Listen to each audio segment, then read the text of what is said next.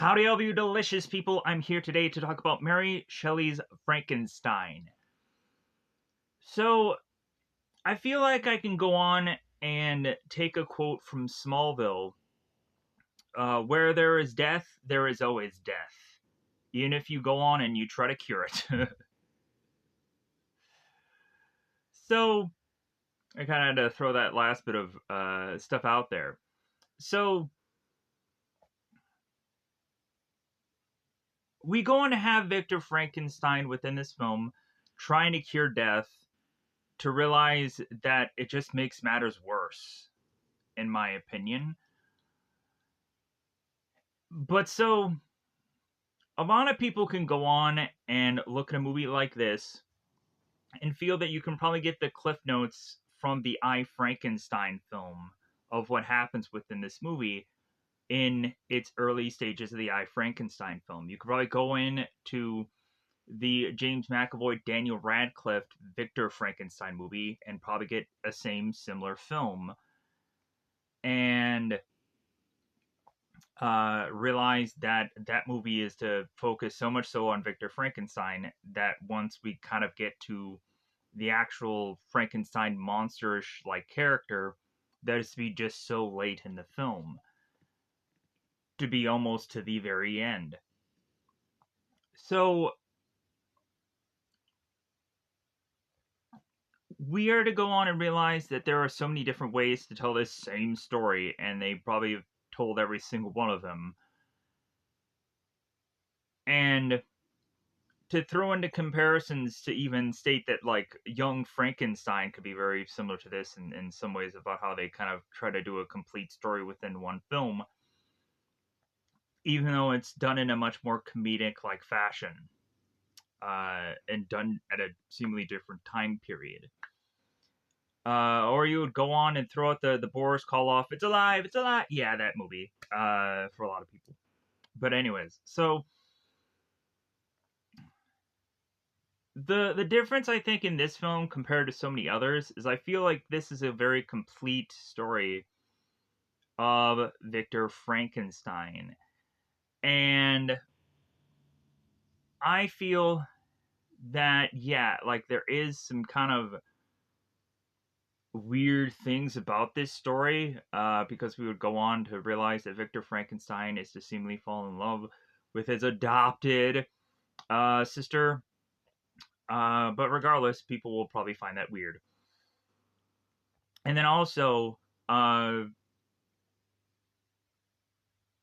we go on to try such a full story of the Frankenstein creature within this film. Robert De Niro's character is to be called the creature, not monster or Frankenstein or whatever. Like, he's just to be called a creature. So that's going to be fun when I go on and have to say creature a billion times. It's going to be fun. But so,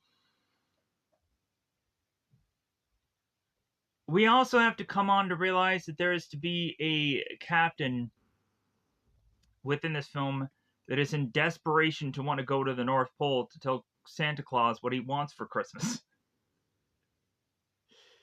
Just so that way he can find the North Pole to put pen to paper and make him famous, but he will never go on and meet that feat until possibly the very end. Or to probably just say that he had gotten close enough. So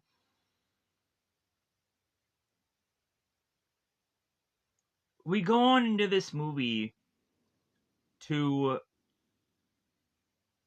see actors that are kind of done in a very unusual manner of choice, just because I'm like, okay, I've seen certain characters that have been more of like comedic roles, and we're seeing them as very serious here.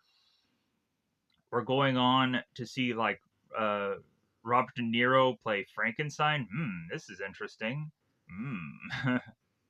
Sedative. Anyways, so uh, I was to just be very entertained and really enjoyed this multiple hour piece. As honestly, the time just flied by. I really liked this movie, and I thought the pacing was really good. I thought the story was really rather enjoyable, and how Victor is to consistently go on and think that he is to kill this creature, to then have it by the end of the film be staring him into the face.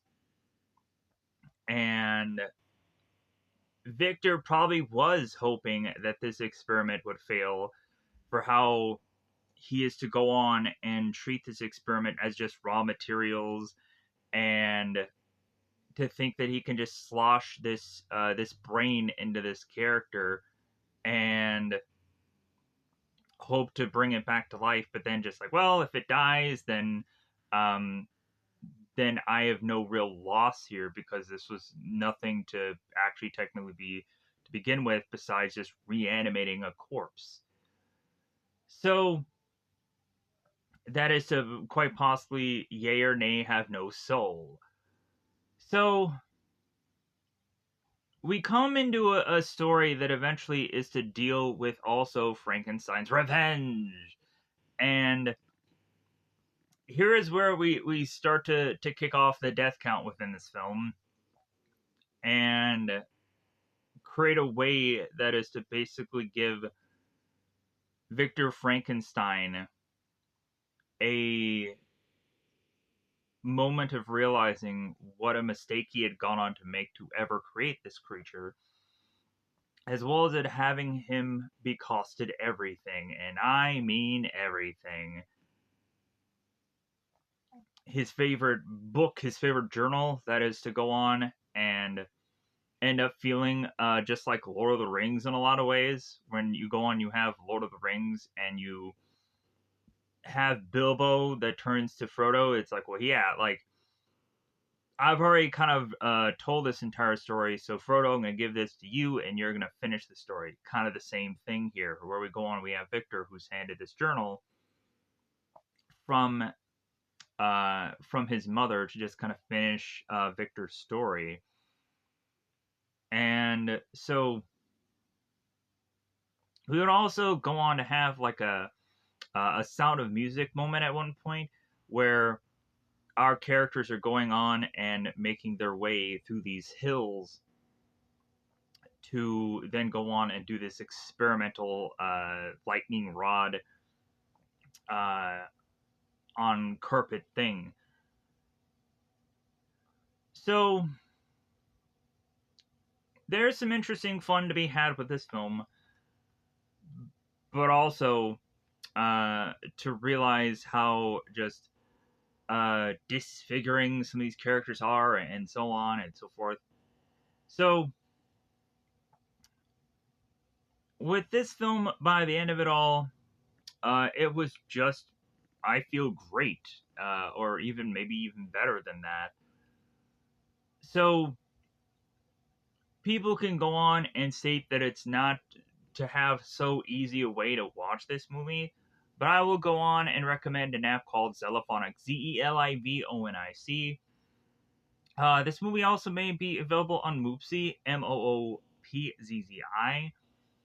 I think for Zelifonic, you may not go on and find this movie to be on the list quite so easy. You may have to kind of scroll down a little bit, but it'll be there. So with that said, yeah, it definitely is worth it. It definitely is worth the watch. And it feels like a complete story of Victor Frankenstein. So, with that said, I think it's about that time to just push into full on spoilers about this movie and kind of do more of a breakdown, as I kind of very vaguely went over the whole entire life of this character's existence. So, let me know in the comments below what is to be your favorite Frankenstein film, or what is to be your favorite Universal monster movie character, or what is to go on and be kind of your monster of the week kind of character. Maybe it could just go on and be uh, stuff beyond like the mummies and the Draculias and the Wolfmans, and maybe it can go on and be like the Phantom of the Operas, or any number of like kind of approaches and stuff that is to be fairly similar in ways. But anyways, let me know in the comments below anything that you like, because it does go on and actually help out the channel by, even if you just put down gibberish down there, it probably goes on and probably helps. Maybe, who knows? But anyways, with that said, I'm to go on and pause this video, get out all my notes of cast lists and things that I insist to help me out, go on and make my way to the spoilers of this. I know in a very vague way I just kind of glazed over this whole entire non-spoilerish thing of what happens within this tale. Maybe I should probably go on and just dispel a little bit more. So we go on and have to realize that Victor within this movie is to go from young child to death, and in between that story we have Victor who is to go on and be so focused on his studies, so much so that his family is to try and make Victor have a lot more fun within his life. And the death of Victor's mother so early in his life drives him to want to say that his mother's death should have never happened, that he is to go on and focus his studies on trying to prevent death. And so Victor goes on to make his way to look into ancient as well as modern medicine for this answer, and eventually goes on when he makes his way to, of course, uh, this school that is to try to teach him medicine. He is to go on and seemingly be treated as a bit of a freak or a bit of an outcast, just because it seems that he is to be kind of just this outside of the box thinker, and people are to go on and call him mad or crazed, just because of just his unique thinkings and approaches of trying to go on and cure people. So Victor is to go on and kind of team up with this professor who is also, in his own ways, trying to cure death. And they go on to, of course, try to figure things out. And by that time, we have Victor who is to lose his professor and realize, like, well, hey, we can't stop working on what he had put together. Like, he is so close, and we just need to keep going on. And so Victor is to go on and seemingly perfect the prevention of death and go on to eventually try and live his life, thinking that he has finally gotten that under his belt and no one will put pen to paper to say that he is to go on and be that guy who has achieved that, with the exclusion of a lot of movies and shows and plays within the history of Victor Frankenstein. And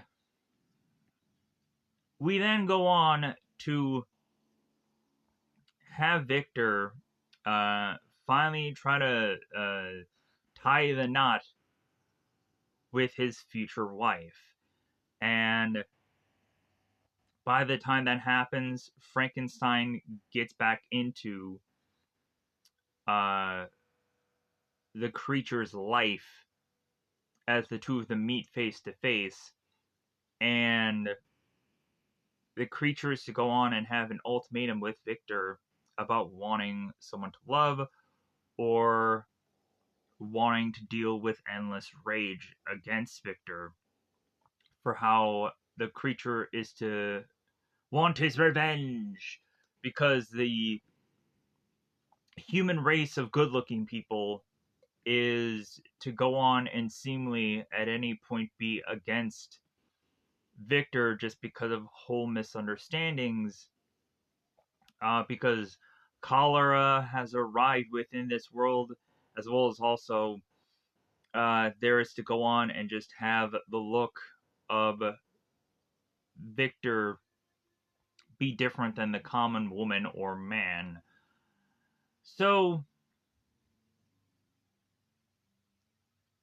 we go on to have Victor be forced to go through this experiment yet again, to then, by the tail end of this movie, to go on and deliver quite a bit of hardship and quite a bit of death to continue. So, with that said, let's go on and fully immerse ourselves into breaking down this film, as I think it is about that time yet again to do this song and dance. Let's go into spoiler time. Spoiler time is about that time again to spoil this movie. Let's pause here. Let's get my stuff out. Alright, so spoilers, everybody. We go within this film, and a lot of times I think a lot of people, when they say the word Frankenstein, they probably think more of the monster than the person who is to go on and actually create the monster. And I think reasonably we have to go into that, just because oftentimes we realize that, like, even within this movie itself, the creature is to go on and state to people that Victor Frankenstein is to technically be his father, so why wouldn't he share the same last name? But then also, when the creature turns to Victor and asks him, like, who am I? We have Victor that says, I don't know.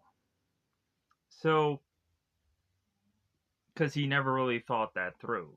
He never gave him a name. He never really was to think that this character was going to amount to anything, because again, it's all raw materials. So, in the very beginning of this, we have the Star Wars crawl going on here. We always have to kind of say that it's a Star Wars crawl, because I guess that's to what is to be made very iconic of a bit of story that we have to read before this movie even starts. So they go on to mention the time period that is to be attached to this film. But then the real focus is on the fact that we have this captain, uh, Walton,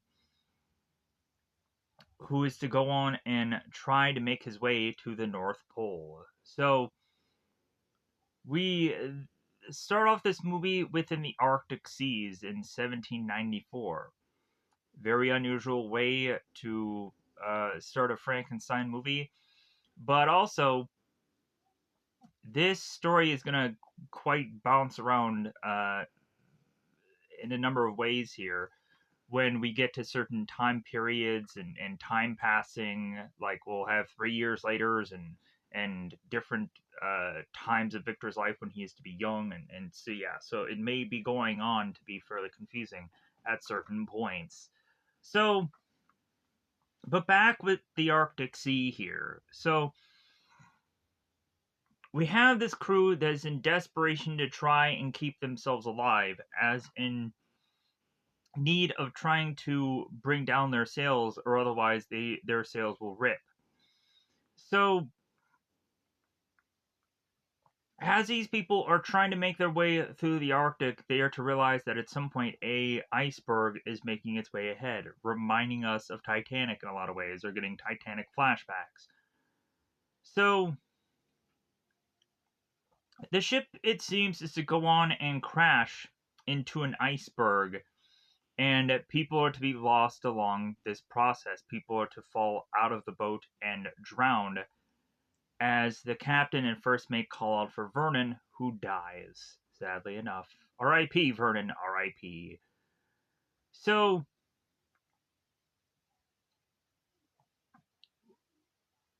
we have our crewmen that are chopping their way into separating this boat from the ice, and the captain is to still want to push forward to make their way to the North Pole, even if they have to chop their way there. And so the first mate is to desperately plead to the captain that the men are tired, that that there is to go on and be so much ice stretched for miles, and the captain will not give in. And he is just pursuing this regardless of what this first mate, Gagori, is to go on and tell him here. And the first mate is to go on and tell the captain here, it's like, well, hey, like, the further and further you're adamant about this, like, could go on and risk you mutiny from the rest of the crew. And the captain is to turn to him and, like, did you just say mutiny? And the captain is like, well, we will proceed to north as planned. So as the captain turns, he all of a sudden sees a kind of disheveled figurement off in the distance making their way, and he doesn't quite know exactly what it is. We hear moans, we hear a number of things bustling of winds and snows and what have you. And so as the captain and crew can't quite make it out what is making their way to them,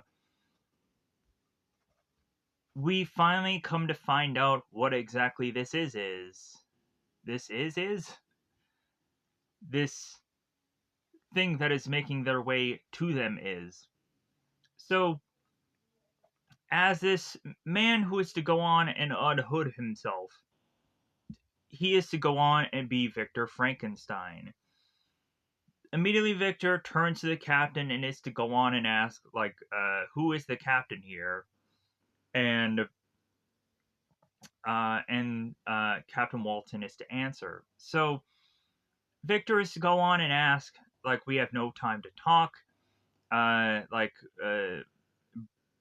bring me your men and weapons and follow me. And the captain is like, well, hey, like, I don't take orders from you. Like, I'm the captain here. And I'm going to tell my men to just kind of stay where they are. So Victor is to go on and give a dead stare to the captain. And so the captain has gone on to have his crew have a number of sled dogs that are all off to the side of the ship. And every single one of them ending up cutting loose, or cutting themselves loose, because they are to be frightened by the moaning off in the distance. So the dogs end up getting themselves loose and start running off, and the captain is to cry for his crew to chase after them, which they have no probably energy to be able to do such task. And Victor is to tell the captain to leave them, they're dead already. So the dogs make their way to the moaning to find out that they are all going to die, sadly. Man, what a great way to come back from what I've come back from. Because yeah, I had sadly enough within the last few days. If I haven't said this, no, I haven't said this. I had gone on to put my cat Autumn to sleep because at that point, like we really had to. Like she was up there in age, and so, but still, like we were to try to go on and try to prevent this process from happening as much as we could because like her birthday was coming up and just we were trying to just kind of hold on, but yeah, it didn't quite happen the way. And then also it just kind of kept happening quicker and quicker um, as certain things were to just kind of progress the way they did, to where we're just like, okay, like let's get an appointment today. to just kind of see what the doctor tells us and what have you. So, so yeah, that was like just a rush to not really like process things, but like if anything, it took me a number of days to just kind of go through that process, anyways. So of grief and what have you. So I wasn't on the channel, but I was adjusting a lot of thumbnails because I just didn't have the energy to make a video, and just a lot of thumbnails. Regardless of that, unfortunately, probably being a mistake to go through that. Still, whatever. Like I did it anyways. Um, just to feel that I did a thing. And sometimes it seems when I adjust these thumbnails, it actually becomes bizarrely better for some of the videos. So regardless of that process, or it was just something that I needed, and something to just focus on, as well as also focusing on what things could be next to be done for the channel, as far as making up ideas for stuff like this and other movies and what have you. But anyways, pushing on here. So the captain is to tell his crew to make his way back to the ship, and we have this hand protruding from out of the snow, making its way closer to the ship. So the crewman is to make accusations like not even a bear would kill like that, and nothing does. So what is it that they can possibly go up against here? And so while the crew is kind of having that kerfuffle, we have both Victor and both the captain having to have a bit of discussion of what is to be Victor's life story and what has brought him here to the northern region of the Arctic. So, or just the Arctic in general. So, Victor is to explain how he has gone on to make his way from St. Petersburg to the Archangel on foot, and then he had gone on to use a boat, and then he had used sled dogs. So, the captain is to be like, oh, well, that's a very enticing tale, but I want to know what's out there. And so the captain is to be fairly upset with Victor because recently Victor is telling, honestly, Captain tales of a phantom, and it makes no logical sense. And the captain's like, well, hey, like, I spent 6 years planning to make it to the North Pole, and I have spent my entire fortune on this endeavor, and I will not be stopped by some silly phantom. And so Victor is to go on like, well, you share my madness. And the captain is like, well, not madness. I am to go on and make a passage to the North Pole, and I will find it. And Victor is like, well, at the cost of your own crew and your own life. And the captain's like, well, lives come and go. Hoes come and go, but friends are forever. Yeah, right. But no, the captain is like, well, hey, like, but if I do actually succeed in this endeavor, like, my name will live forever. It's like, that is some kind of delusion of grandeur. Like, I'm sure people will probably forget about you the day that you accomplish this task.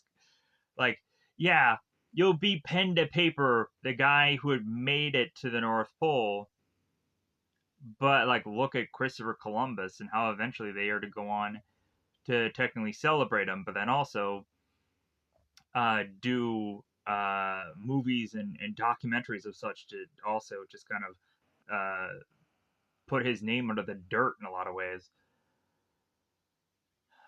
But so he's the captain is to go and state that he is to think that he is to be hailed as the benefactor of his species. What did he find? Like $1 million in the North Pole, also? Like, is he gonna go on and legit find Santa and say, "Hey, Santa's real"? No. That's the only way that you might go on and actually be a benefactor of your species. And so Victor is to state to the captain that he's wrong, and that Victor, his men, all know that. So the captain is to turn to then Victor, like, "Who are you?" And Victor is to say, "My name is Victor Frankenstein." So we then turn to Geneva in 1773. We have two people at a piano, one Justine, one her mother, and we go on to have Caroline Frankenstein, uh, Victor's mother, like face to face with a more youthful, more boyish Victor Frankenstein here. So his mother is buttering Frankenstein up, saying how handsome and honest and kind and whatever he is to go on and actually be, and that he's a wonderful boy. And so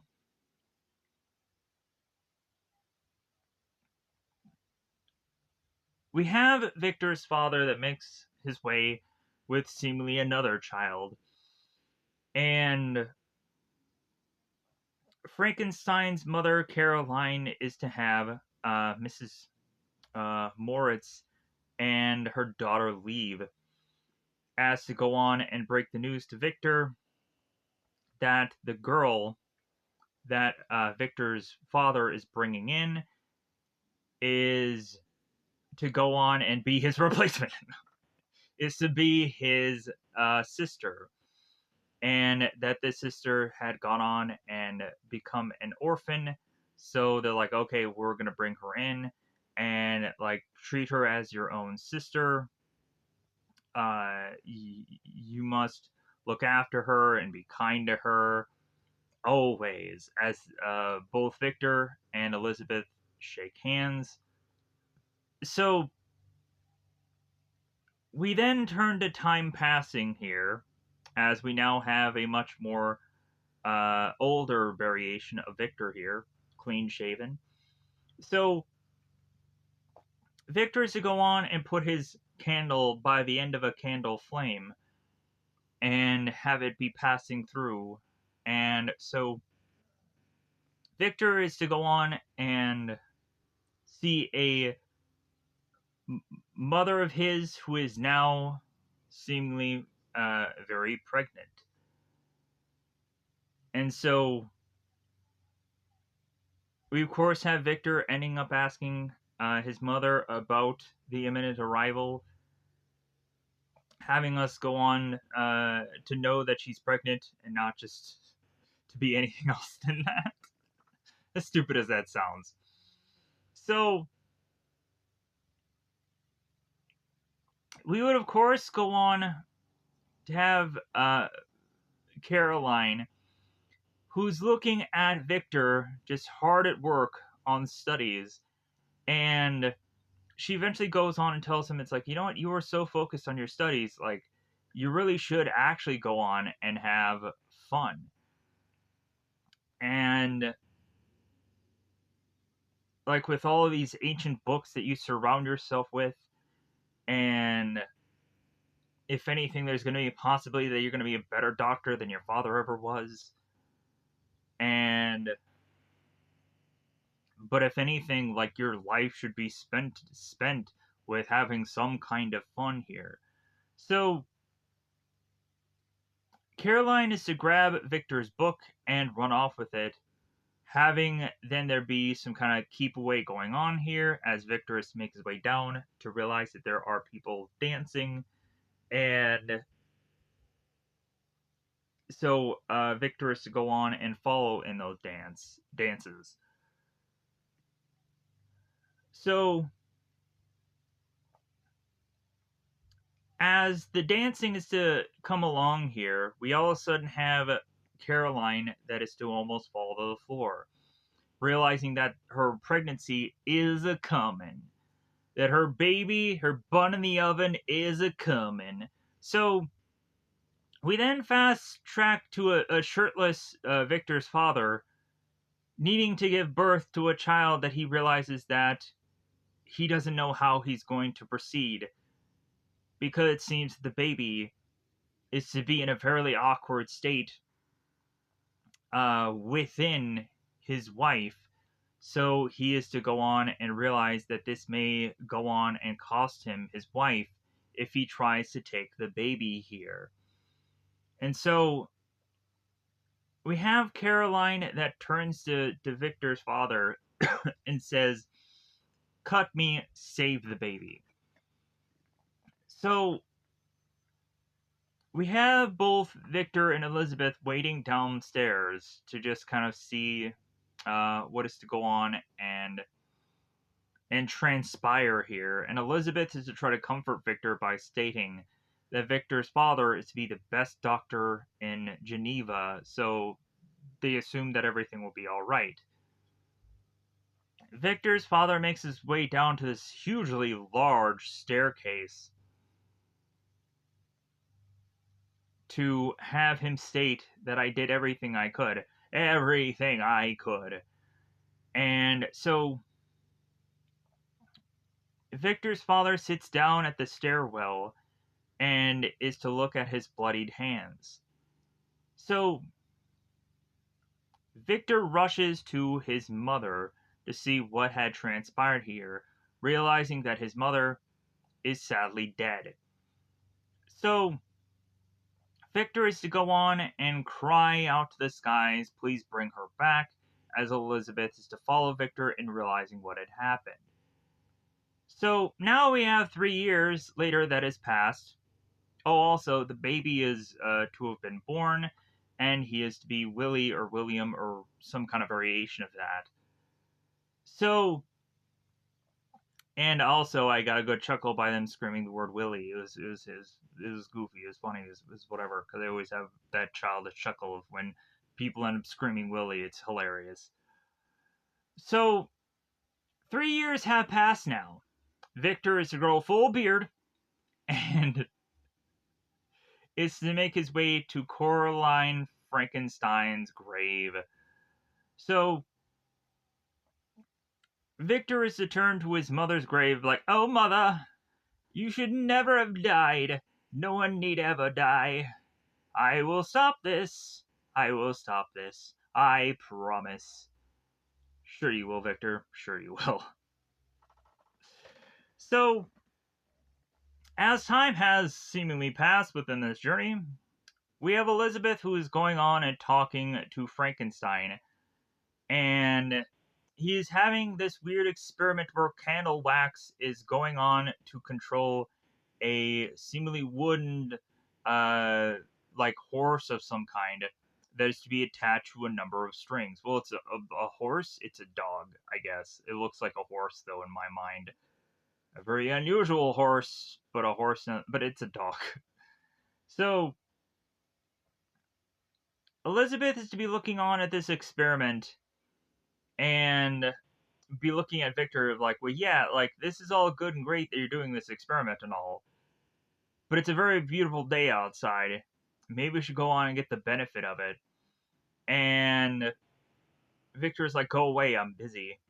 And so Elizabeth goes on to find this uh, this unusual device that is to spray liquid to the eels.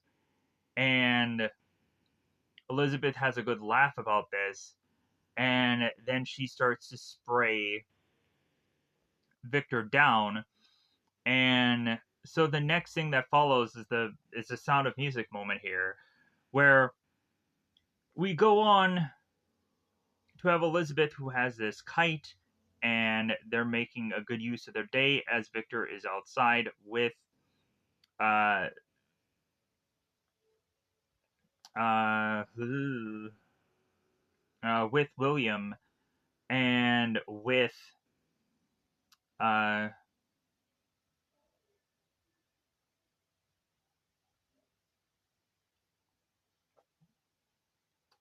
let me pause here for a second. Justine. Like I had to kind of figure that out, as I know I'm gonna have to go and remember that name at some point within this movie. So,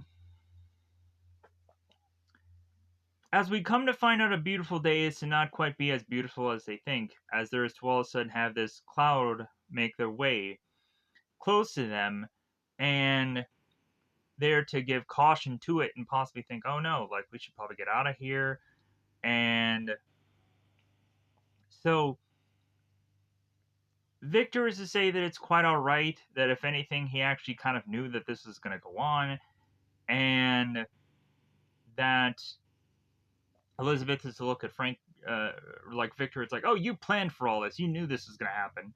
And so Victor then goes on to assemble his lightning rod and goes to put a bunch of rug and carpet onto the grounds of which that they are to lay upon.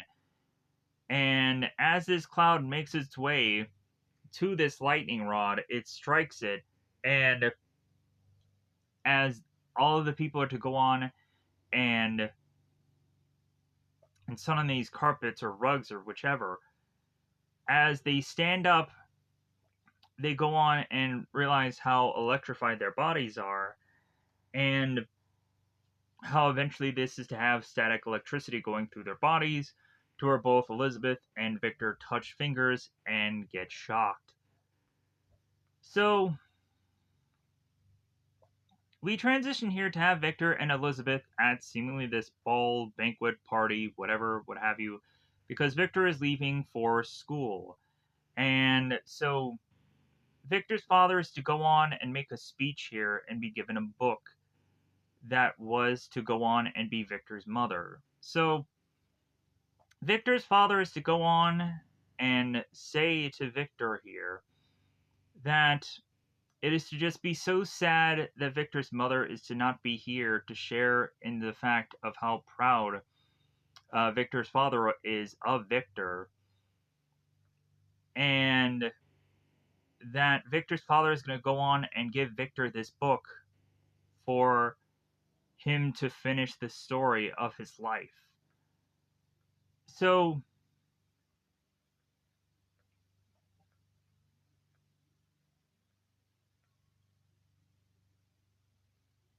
Victor and Elizabeth run away from the party, and the two of them talk.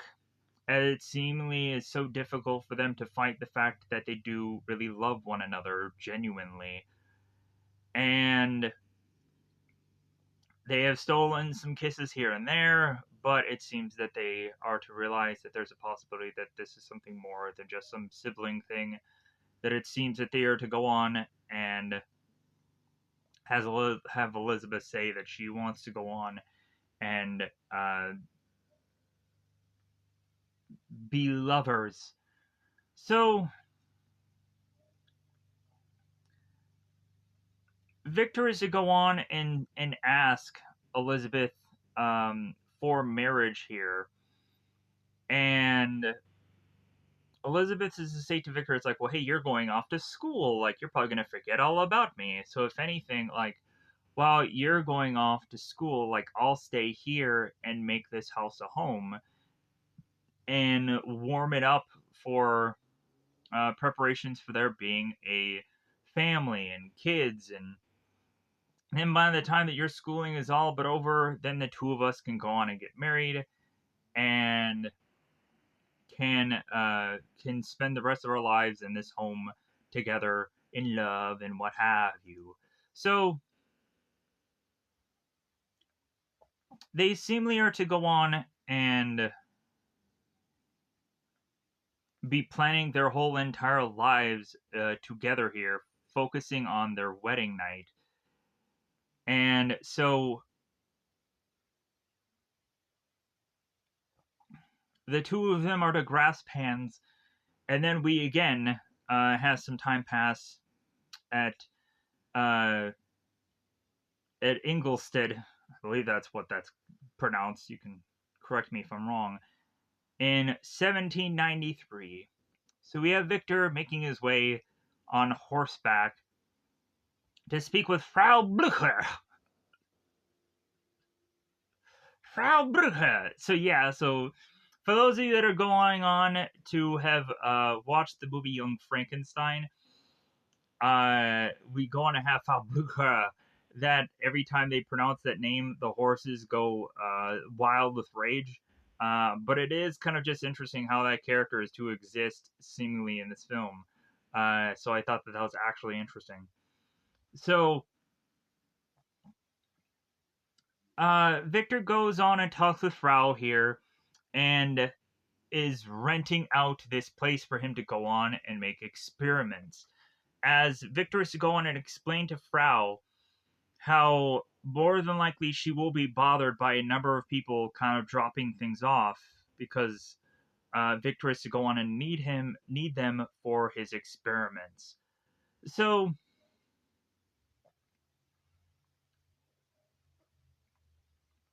we have Victor making his way to what is going to be a empty shell of his future laboratory. So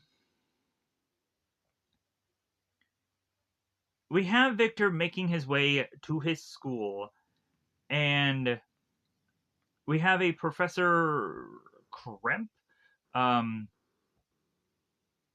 Kremp, and Kremp is going on and stating about how the biggest mistake of all students make during their time here is to suppose that they can ever have an original or creative thought.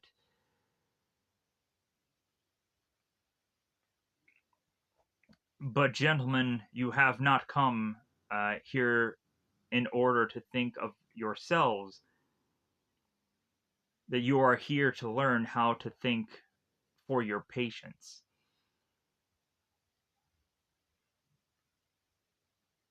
and to submit yourselves to established laws of physical reality. And so, after this whole kind of long slug of intro to this professor, Frankenstein is to speak up about certain other ways of which that people have gone on to make physio- phys- philosophical approaches. And the more and more that these two talk, we have the professor calling every name out that Frankenstein is to have, either people who are to be like Swiss, or to be madmans, or to be occultists, or to be this or that, and whatever have you. And Professor Waltman is to go on and hear Victor seemingly having this more free thinking. And also, so is a guy named Henry who is also hearing Victor out. So we probably have to realize that more than likely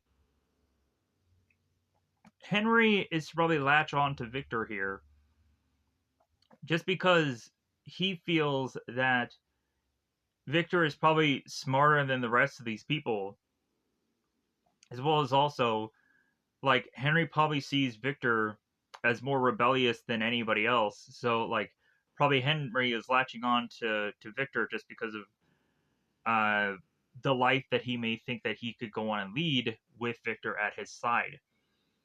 So,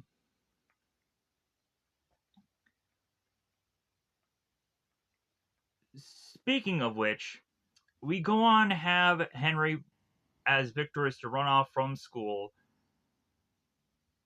to first off say that he has a nice coat, and then uh, be like, "Hey man, like don't take it too hard." Like, really these guys don't really approve of being humiliated in front of this class. They have to go on and they gotta have to kind of put the boots to people who are to go on and seemingly outshine them.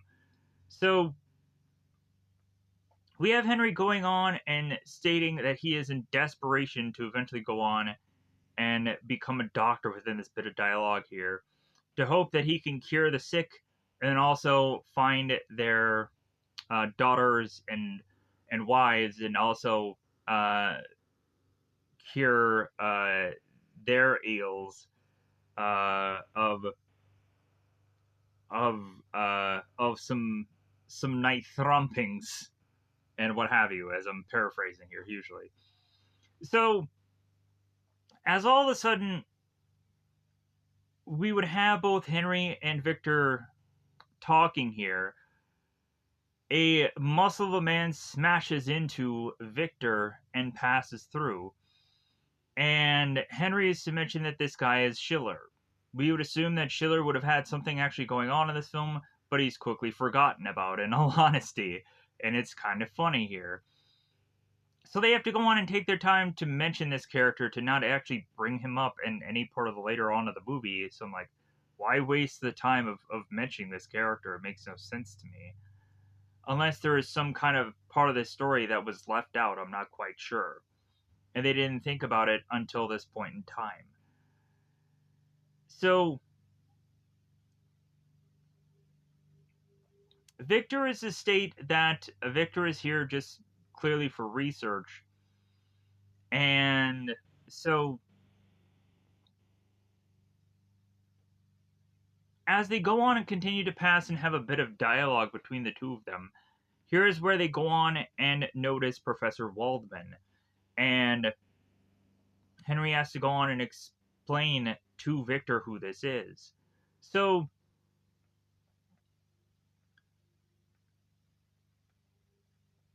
and then Victor kind of shucks back to Henry about, like, well, what were you saying about wives and daughters? So we then fast forward to then have Professor Waldman, who is to need to have a procedure done on a cadaver, a dead body. And so he then is to go on and turn this dead body to his class.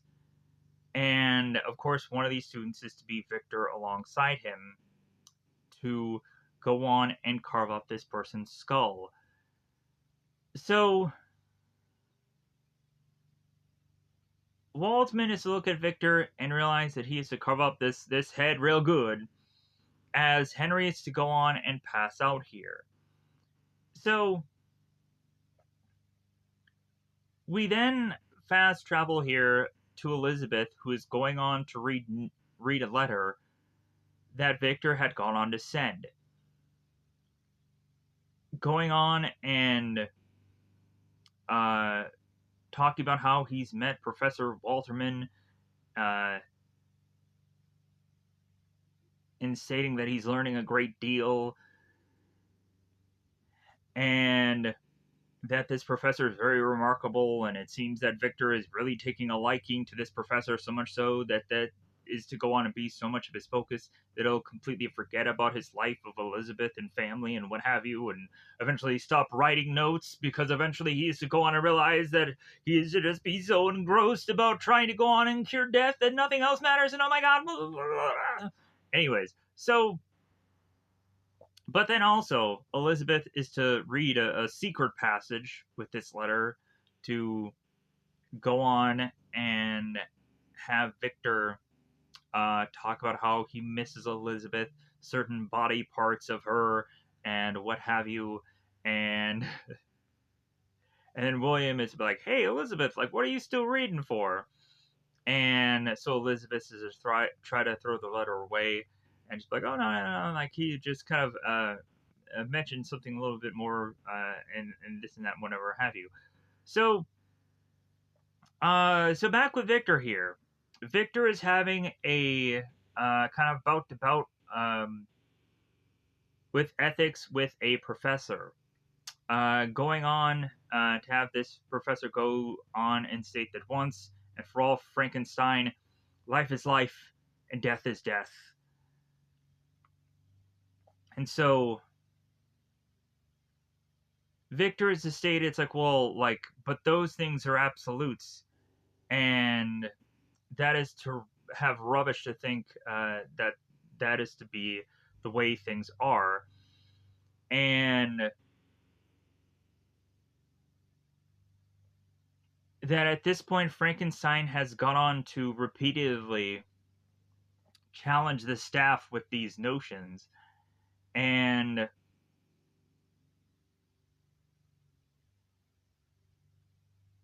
Frankenstein is like, we don't know exactly where life ends and death begins.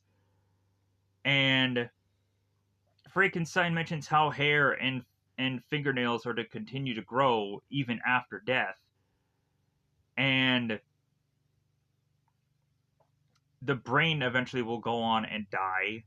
And come to find out, like, the brain within the body is to be the last thing to die, oddly enough.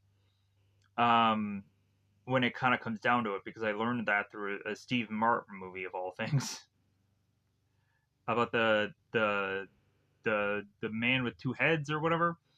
So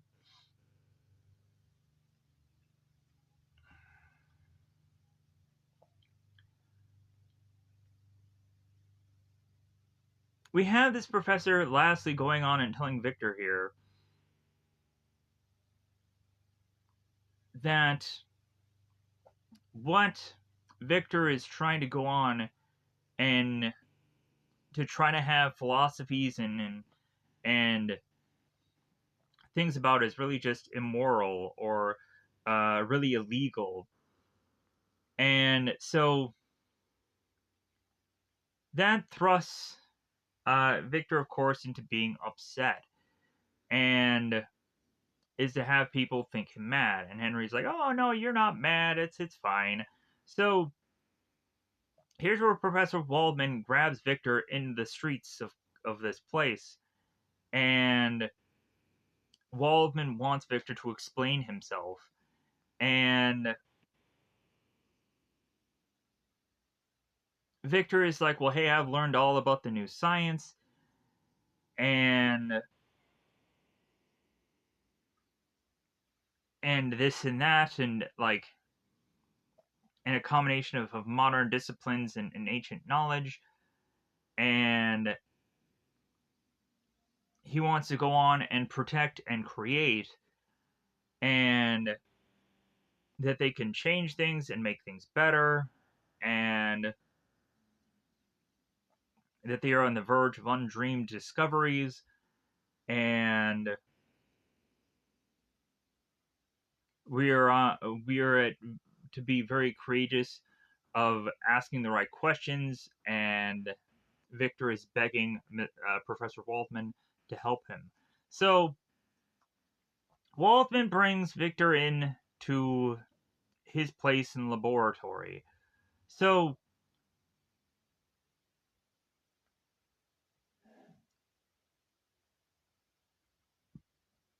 we have Waldman that tells Victor about some Chinese sciences. That there is a belief of that the human body is a chemical engine run on energy streams, and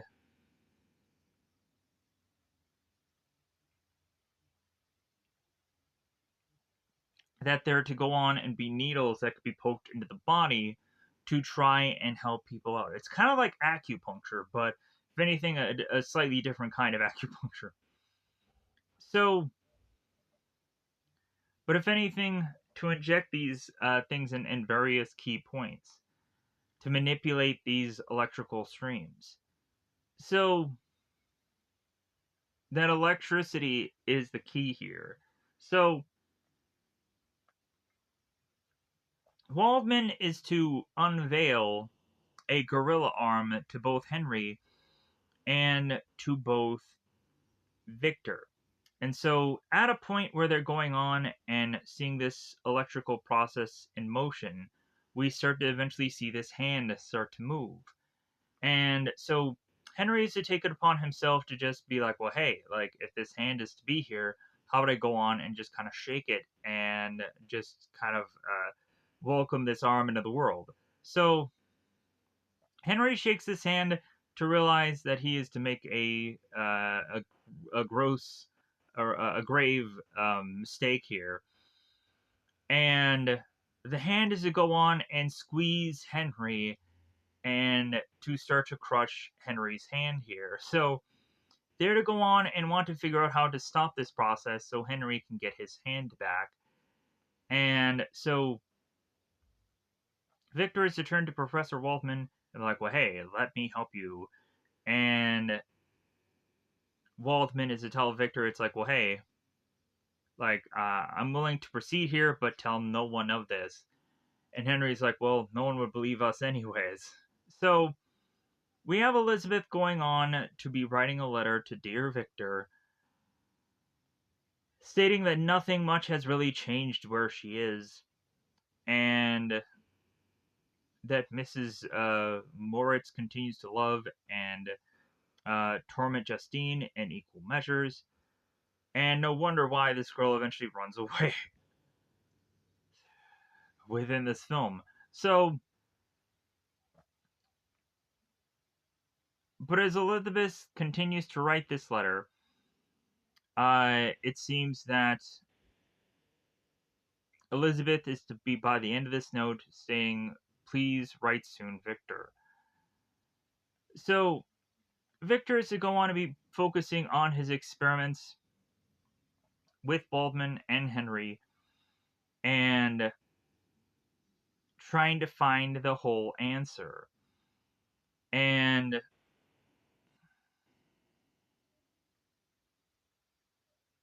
how Henry is seeking the more and more that Victor may come up with the answer, that it seems that Victor is trying to create life and become God. And Victor is saying, no, no, no, like, if your loved one has had a sick heart, like, you would obviously go on and replace that sick heart. So, like, if really thinking about it, like, if we can go on and replace every single organ within the human body, like, aren't we to just go on to realize that we are to just be one more of a step away of just kind of replacing things and having life just continue to go on?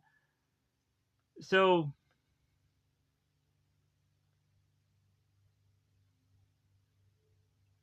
that we will not grow old or sick, and that we will create a life that's stronger and better than us, and and intelligent and civilized and this and that in our lifetime. And so Professor Waldman, it seems, is to kind of show his hand here that he had gotten close at some point before creating that kind of life. And Victor is to turn to Waldman and be like, well, how close did you get? And Waldman is to state too close. So Waldman is to be hiding a bit of notes from Victor here. And so Victor is to desperately ask to Waldman to see his notes. And so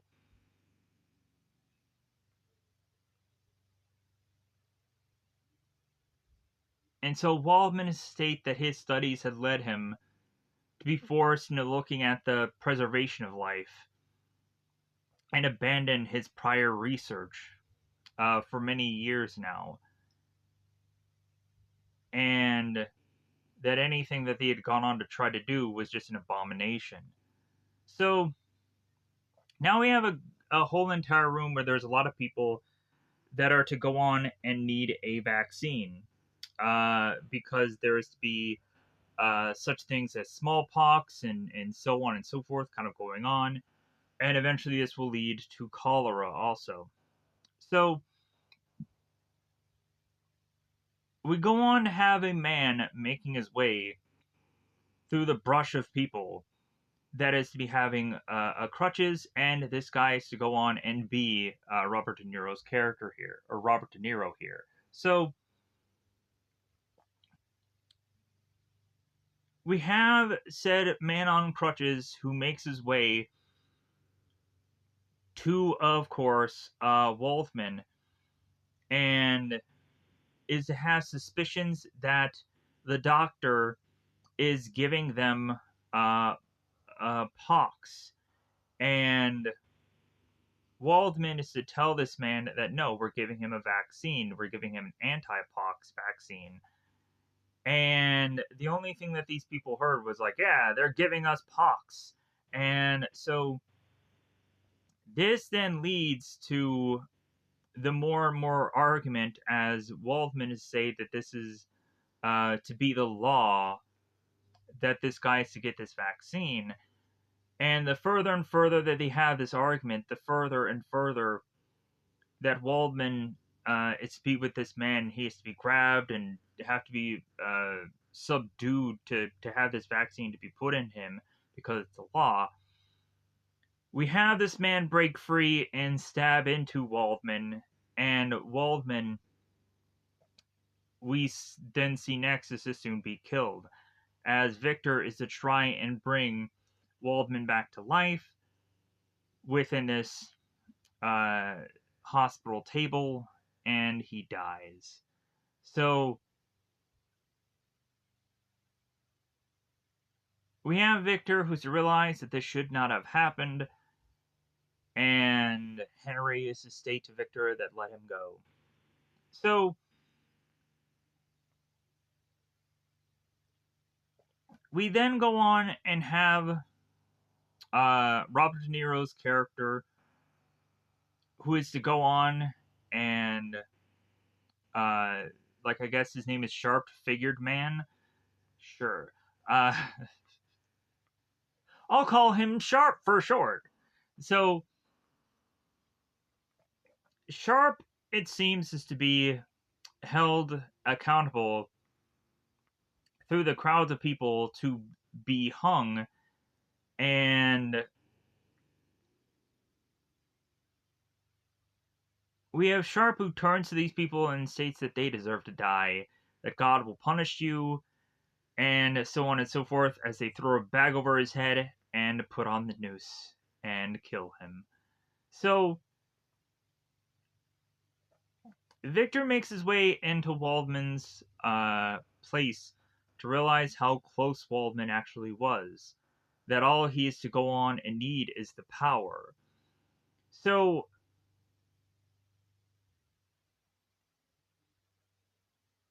that Waldman is to go on and need certain kind of auxiliary sources, and so on and so forth uh, to have results kind of turn out a lot better. And that all Victor needs now is to have appropriate raw materials, just raw materials. So Victor goes on to find the sharp-figured man still hung onto the sky, and Victor cuts him down. So Victor turns to Henry to hope that Henry is going to help Victor in this experiment, and Henry will not do so. And Henry, of course, is doing that because he does not want to go on and lose his ability to become a doctor. And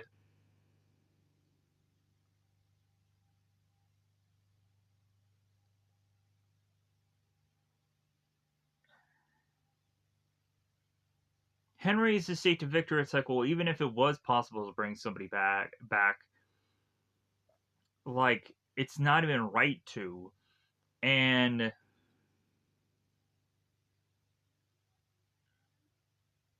And then also, Victor doesn't have the right to make the decision.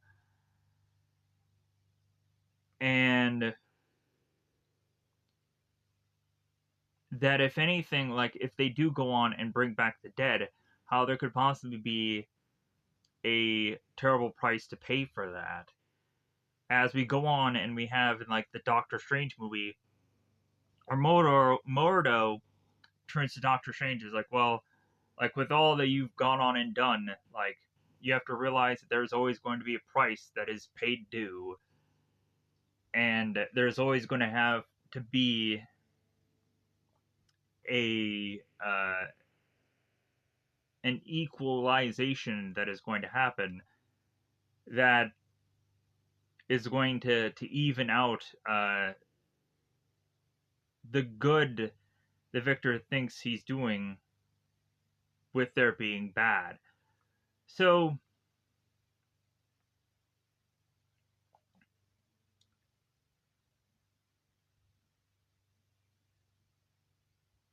Victor's to state here that he wants to let everyone on Earth have a chance at life, a sustained, healthy life, to allow people who love each other to be together forever. And for all of that, I think it's a risk worth taking. So Victor goes on to draw onto the sharp man's face, and is to start cutting this man's hair, carving up his head. And so we go on to have at this point where Elizabeth is to just kind of be distraught at this point. And so Justine is to try to understand why. And Elizabeth is to be distraught because Victor has no longer been going on to write them letters. And Justine is like, well, wait a minute, like you had gone on to read a plethora of different letters that had supposedly come from Victor. And Elizabeth is to state to Justine, it's like, well, Victor didn't write those letters. I wrote those letters. And he hasn't written in months now. So Elizabeth is to state to Justine that there must be something horrific that has happened to lead to this process. And that Elizabeth just feels that.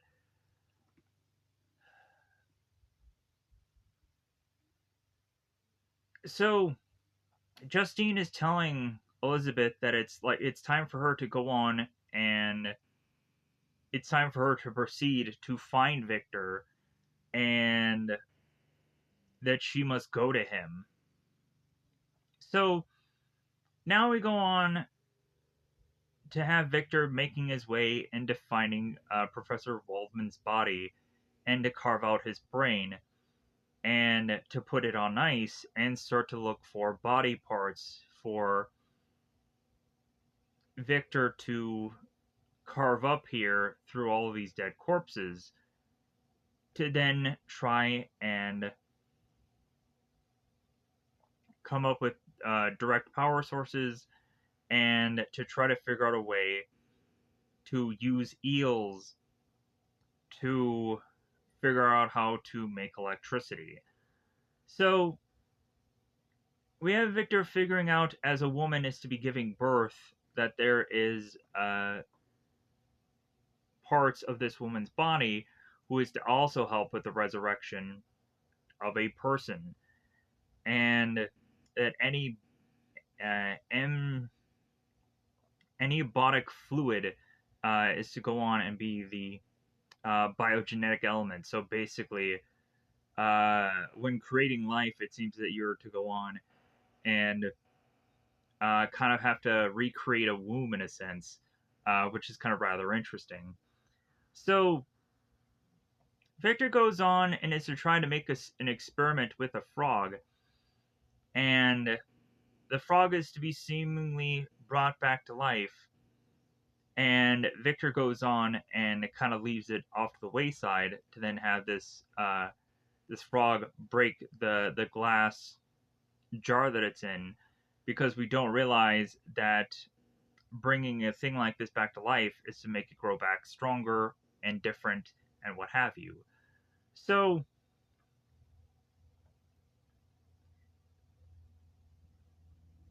Victor is to go on and start to make his experiment be all put together, and we have him get a call from Henry by his door stating that there are a number of people flocking away from the place that they are in because cholera has become a outbreak, that they have to get out of there as soon as possible because an epidemic has arrived, and that they just need to get out while they can. And so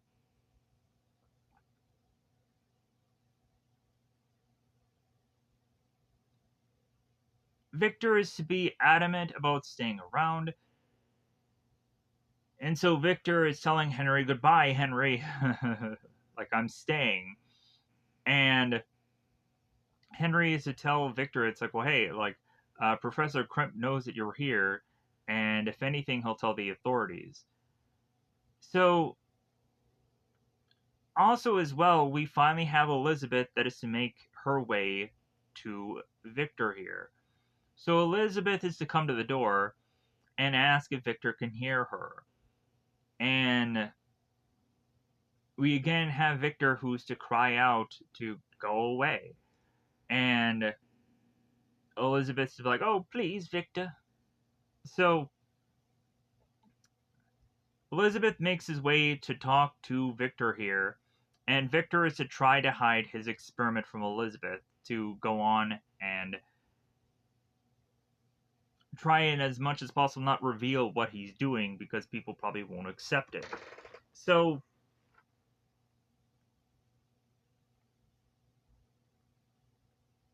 Elizabeth is to ask Victor what has happened to him, as she's to go on and look at Victor and just see how disheveled he is and how he probably cannot go on and live like this. Let me pause there for a second. So the more as Elizabeth is to trying to get Victor to leave here, the more he wants to stay. And Elizabeth is to say to Victor, it's like, well, even if this means that you'll die, and Victor is to say yes.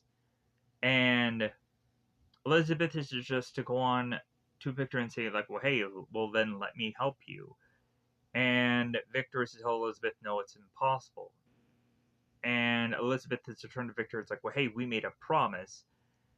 And Elizabeth is like, I beg you, like, it's either you stay here or you lose me.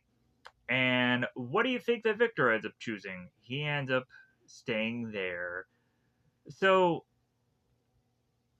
Victor has to realize that he is to go on and have to say goodbye to Elizabeth, and it is to be the most horrifying decision that he has probably ever gone on to make. And so Victor then is to look back at his creature, and Elizabeth and both Henry are to go on uh, and be rushing away from Victor as quickly as humanly possible. So Victor is to go on and make his experiment and have these chains of this bed that is to have to be moved around this entire location here to be put in this unusual tub of sorts that is to contain this creature. And so we see Victor going on and thrusting these metal needles into the body of said creature, going on and adjusting these toggles to get the electricity through a part of this uh, experimental procedural thing of whatever to just try to make it all connect together, what have you. So Victor is to go on and adjust this this drain to go into this container to have uh, the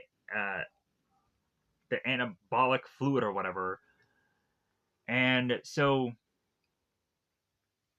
as we go on to have all these fluids and these electricity and these eels making their way into this container, Victor is in desperation to hope that this thing with inside of it, which is to supposedly be a creature or human or what have you, to possibly have it live. And so Victor is to go on and assume that this thing is not going to have lived. And so he walks away. And then all of a sudden there seems to be movement within this container. And then Victor is to realize it is alive and that he was wrong. So Victor rushes to try and open this container to then find his creature and thrust it out to try and get it to stand. The thing of it is that the two of them are to be swimming almost in fluid, that Victor cannot get his own creation to stand here as they keep flopping around and falling over. So Victor is in desperation to try and get this thing to stand, so he attaches it to a bunch of ropes, accidentally triggering a thing that is to have a heavy piece fall onto the back of this creature's head, having Victor assume that this creature is now dead. So Victor then is to go on and realize, like, what has he done. He writes into his journal and realize that this could end up possibly being a massive birth defect, and that there is a great deal of enhanced physical strength, but resulting in uh, reanimate, malfunctional, and pitiful death. So Victor is to go on and state that he is to possibly think at this point that this journal of his is to lead with its secrets within it to just need to be destroyed forever. So Victor is to look at himself in the mirror and realize what a monster and disheveled mess he had become, and is to make his way into his own bed and thrust the sheets in rest. So some time has passed now, and Victor is to have nightmares about his own creature. And also how the Professor Kremp will go on and to have found out that Victor had created this creature and dreaming of all of this. So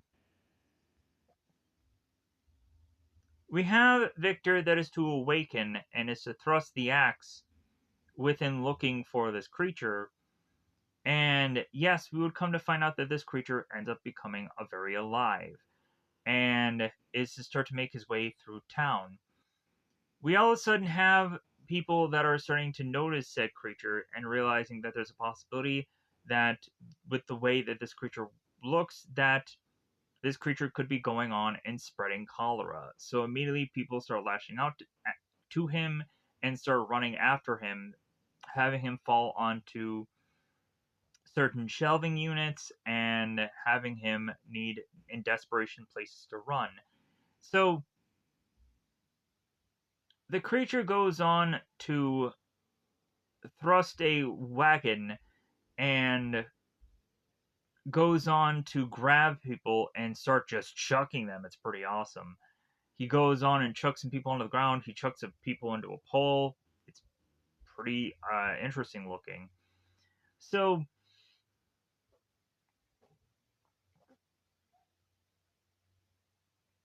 the creature ends up going on to try and blend in with the dead that seem to be just located at random parts of this town. There seems to be a wagon that is to be carrying the dead, because we of course have a guy who's like, "Well, bring out your dead, cling cling," with this bell, and then these corpses are to all be tossed upon this wagon. So the creature is to fall upon these corpses and to be wagoned out, and so Victor is to roll away from this wagon to then just start to be walking through this shallow lake to try and escape from man. So we fast forward here to have Henry find Victor and is to be medically taken care of him. So Henry say to like Victor, it's like, well, hey, I guess I'll become a good doctor after all. And so Henry is to assume that there's a possibility that he thought that Victor was to come down with cholera, but luckily instead is to just be pneumonia. So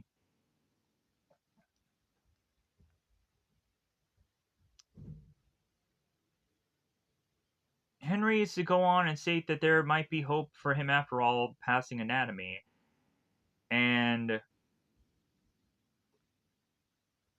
that supposedly the epidemic may have gone on and passed them by, and that there was nothing to do with any people who had concocted cholera. So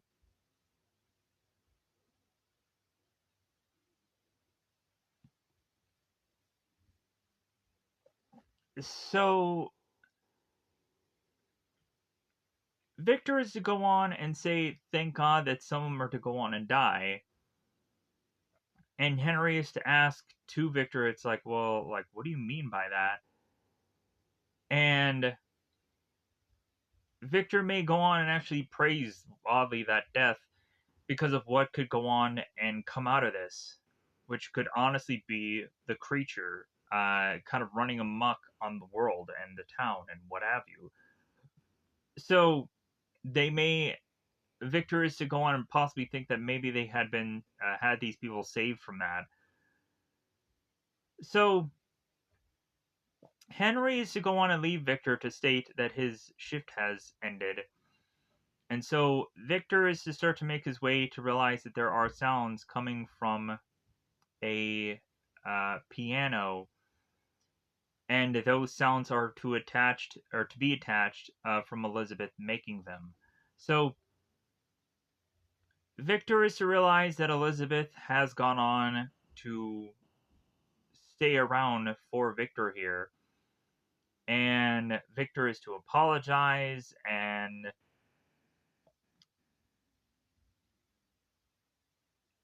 so Elizabeth is to say to Victor, it's like, well, hey, I don't know what you're working on, and I don't want to know, uh, but whatever it is nearly killed you, and so Victor is like, well, hey, it's over, it's finished, it should have never been started, and Victor is to convince Elizabeth it's dead, it's dead. So the two of them hug and embrace. So the creature makes his way to a farm town with a man named Felix. So Felix is going on and being a farmer, bringing in a bucket to his pigs. So the creature is to go on and hide within the farm as this man is to bring this barrel of food into his pigs. So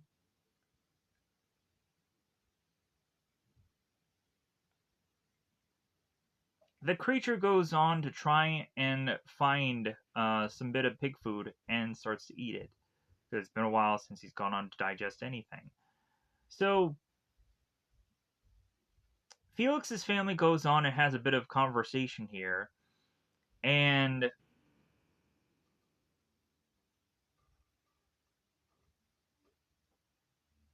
it seems we find that Felix's hands are starting to bleed because, of course, he's a farmer and he's probably working very hard on his crops. So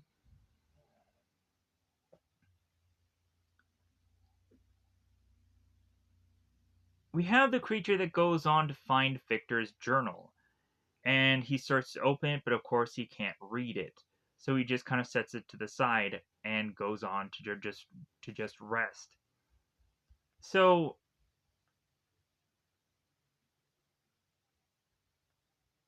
the Felix family is just having rough times to try to come up with ends meet, to continue to just pay for this land. And so Felix is going on and telling his wife, I believe, that, like, well, hey, maybe we should just try and sell another pig. And they're just like, well, hey, we'll just kind of figure out a way to just maybe get by, because they can't sell any more pigs because of the quarantine that is kind of going on here. So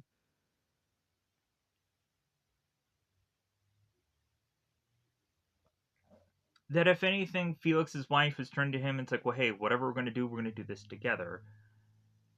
And Felix is to mention how the snow is a coming, and that there's a possibility that they're going to have a really rough time trying to get to their crops. So both wife and Felix make their way to the crops to realize that there is no way that they can go on and be able to get their crops out, because of course the crops are frozen solid to the ground, that they need like 20 men to try and get these crops out, and they're not going to be able to, and that it's useless. So they make their way back in the house, and so we come to find that the creature is to start to pull out all these crops, and the following day the family is to open their doors to realize that there is a bunch of crops in front of them, to realize they're like, oh my god, like, how has this all happened? And so the kids are conspiring that there is to be some spirit of the forest that had gone down to help them. And the fathers to just be like, well, hey, like, there's nothing in this life that comes free of cost. So, like,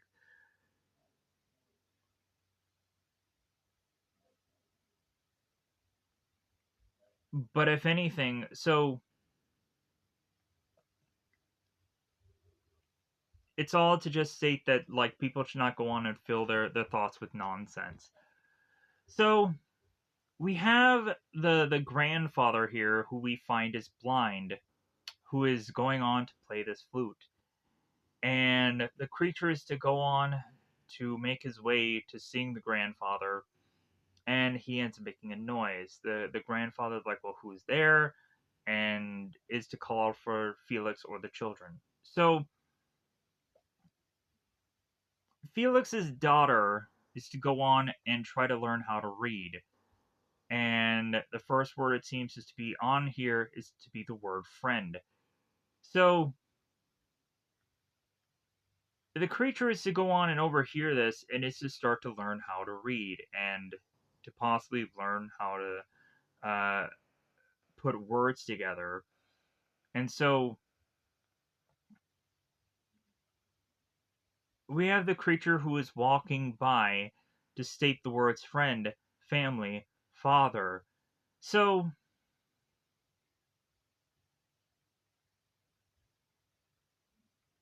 we then backpedal here to Victor, who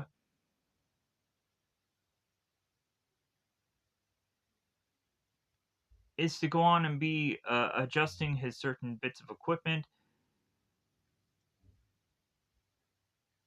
and that he's delivering stuff to Geneva. And Victor is to go on and give Elizabeth this locket that has some bit of likeness to him, but he realizes how bad it is also. But it's like, well, hey, it's something. So, because this is at a point where they don't go on to quite make pictures, they just make paintings of certain people to just kind of have as a photo. So, it seems that there is to be soon that uh, that Victor does not have a ring, but can only afford a locket to give to Elizabeth. That it seems that there is to be a close engagement to be happening, and so Henry is to go on and speak to Victor about how Victor is to go on and want a partner with the business that they're doing, and that Victor is to ask Henry if he knows any recommendations. And so forcing us to realize that the two of them are going to become partners with one another, and that Henry will agree to it. So Henry states it's like, well, yeah, uh, like everything that has transpired here, like Victor, you can write that down in your journal.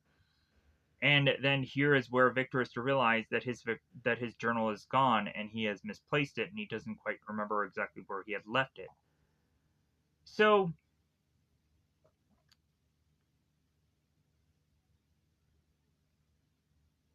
we then find the creature who is to go on and look at the journal and start to read it. That it states, this is the journal of Victor Frankenstein of Geneva. So we go on here and seemingly have the Felix family celebrating this holiday of Merry Christmas. And so they go on to leave the spirit of the forest some mementos, and they make their way back to the home. And the creature is to find these mementos and to realize that there's to be a sign that states for the good spirit of the forest, and also is to see a dish full of food where the Frankenstein creature is to go on and consume said so plate of food.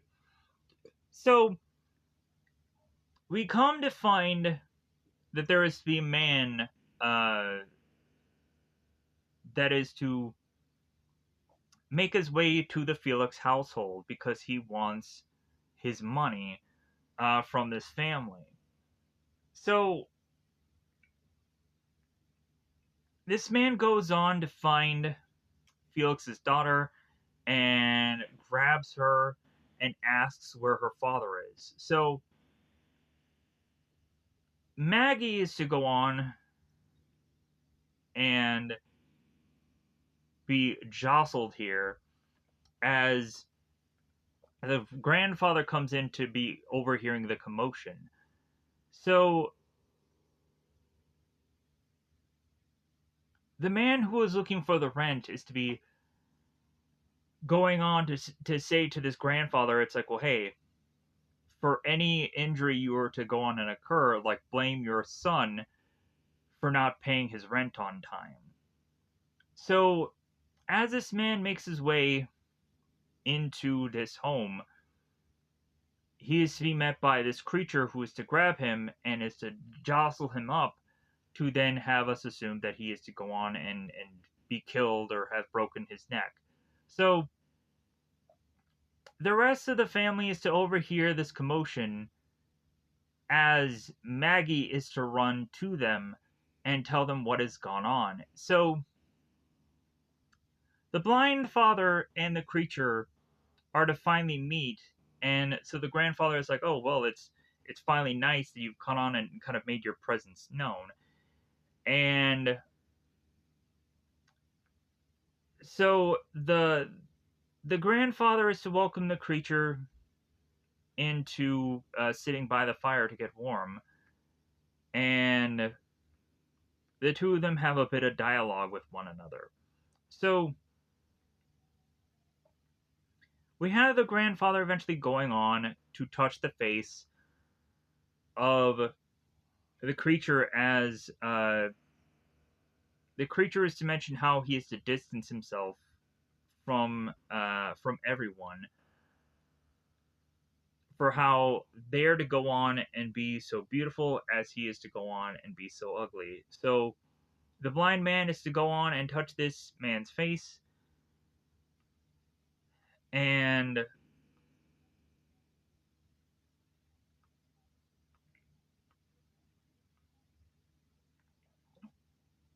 ask if he has gone on to have no friends and no family or anything like that. And the creature is to go on and say to well, I have some people, but they don't know him. And the blind man ends up asking the creature, it's like, well, why don't you just go to them? And here's where he states that he's so ugly and they're so beautiful. So, yeah. So, the Felix family rushes into the house to then shoo this creature away, thinking that this creature has something to do with the same guy who had tried to get the rent, but there was all a bit of confusion that was happening there. So Felix turned to his family and states that they need to leave right away. So the creature is to go on and be fairly upset for the fact that he was to go on and be injured by man. And so he cries about it and is to go on and find this flower. And as soon as he tries to make his way to the Felix family's house, he is to go on and realize that there is no one there. So the creature goes on and continues to read Victor's passages and realize that Victor had wanted his own creature dead. So the creature is to go on and burn Felix's household and is to go on and state that I will have revenge from Victor Frankenstein. So Frankenstein is to make his way back to Geneva and make his way back to Victor Frankenstein.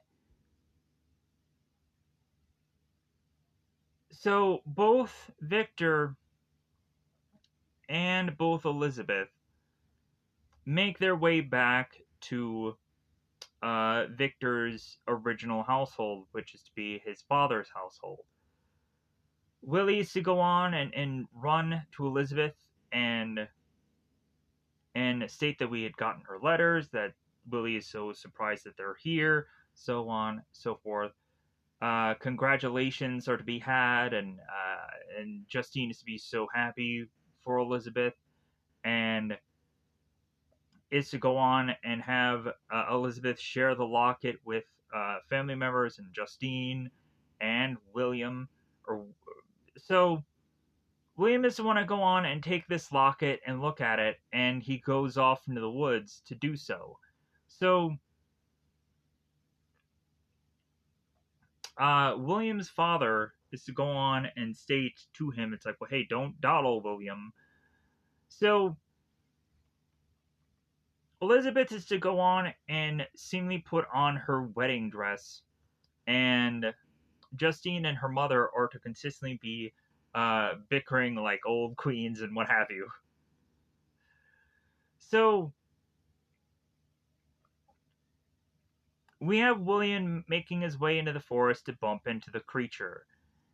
And William is to drop the locket to have the creature realize that this kid is to be tied to Frankenstein via the locket, but then not only that, the creature is to go on to explain to Victor later on that when he was to look at William, he had only just seen Victor here. So, realizing that William was a Frankenstein and that uh, that the creature need to go on and snuff that out of him, which led to William's death. Because again, for the creature, he kind of deals in absolutes, whereas life is life and death is death. The creature is to state that he is to, like, well, hey, all I either have is love or all I have is rage. So the family is to start to question where exactly is William, that he hasn't been back yet. So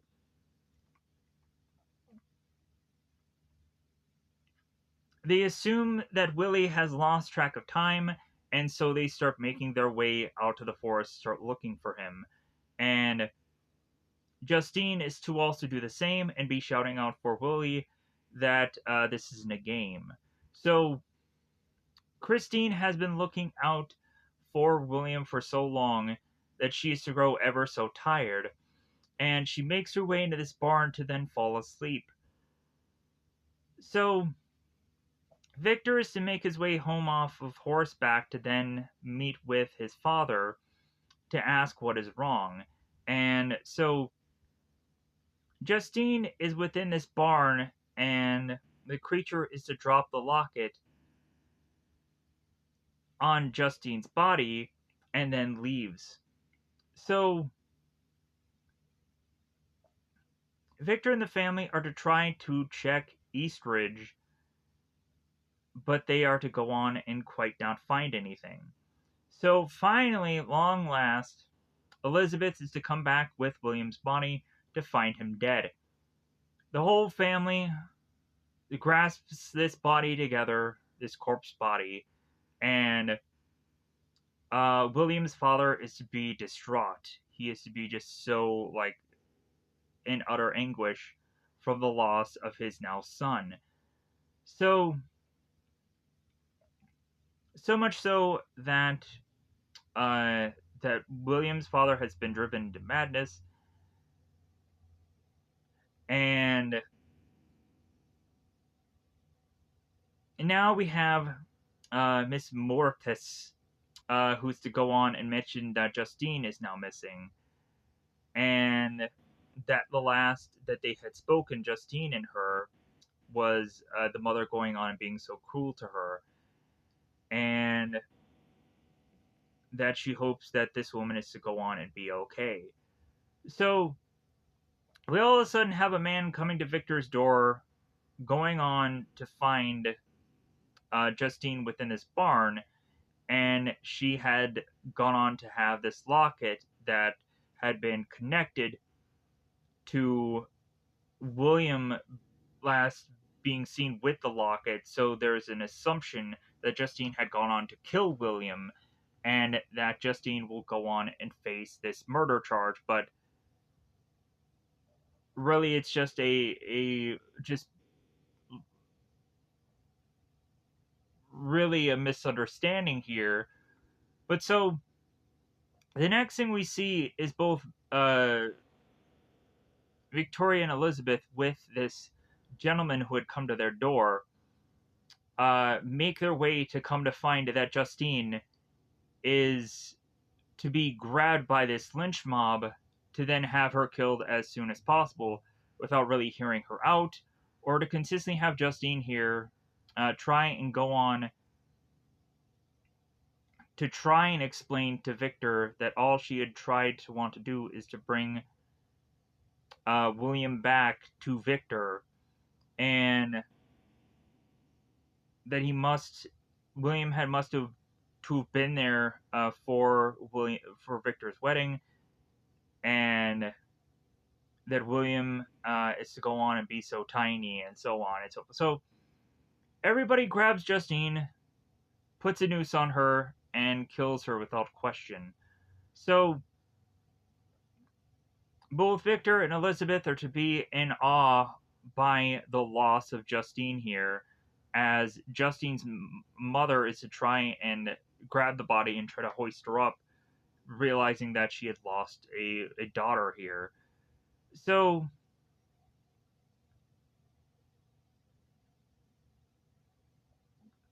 Victor goes on and talks to Claude, the guy who's kind of being watching over of the house, and mention how they have taken care of Justine, and that they will have Justine be buried by the morning. And so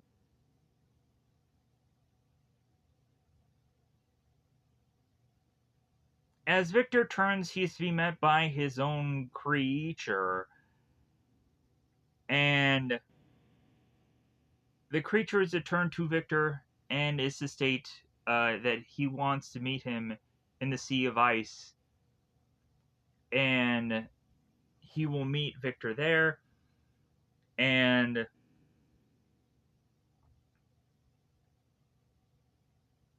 so Victor is to go on and get his guns and pistols ready, and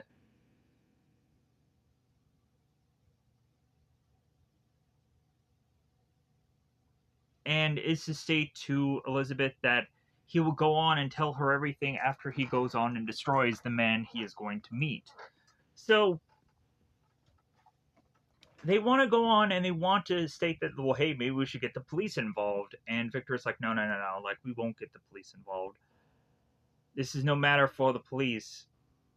And so, and Elizabeth is like, well, is this not a matter for me to deal with either? And Victor is to go on and be like, well, like, it's not something for you to deal with. It's something for you to just accept that you're just gonna have to just kind of have me off for more time to have me go on and visit this creature to have a talking with him. So Victor goes on and uses this axe or this chisel-like thing to just kind of make his way uh, to meet up with the creature. As both creature and both Victor have this kind of a little bit of tussle here, as the creature grabs Victor, chucks him around, and then the two of them are to be met into this cave here. So the creature talks to Victor and tells him to get up, and it's like, oh, you speak? And the creature is like, yes, I speak, I read, and think, and know the ways of man. And so Victor is to ask the creature, it's like, well, how did you find me? Uh, and the creature is to say your journal as he shows it to him. So Victor is to ask the creature, it's like, well, hey, like, so you want to kill me? And the creature is like, no. Like, and so Victor is to ask the creature, it's like, well, you murdered my brother, right? And the creature is to say, it's like, well, yeah, like, I took him by the throat with one hand and lifted him from off the ground and crushed his neck and killed him because I saw your face. But the creature is to blame Victor for that happening. That Victor had given the creature these emotions, but didn't tell him how to use them. Now that two people are dead because of Victor,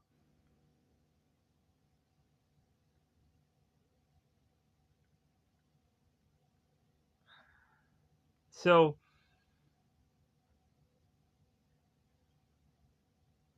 here is where Victor and creature go on and try to assess whether or not that the creature has a soul and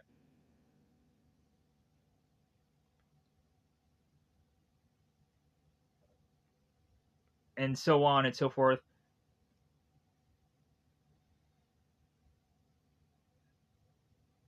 That also, what exact pieces and parts that the creature is to be kind of combined together. Like, are they to be from good people or to be from bad people? And Victor is to say materials, nothing more. So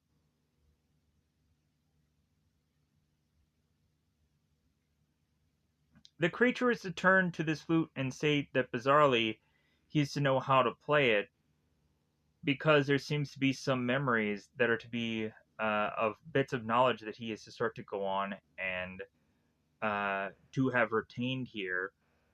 And reading and speaking are to go on and happen so quickly. And to realize that it seems that this creature is to go on and start remembering things.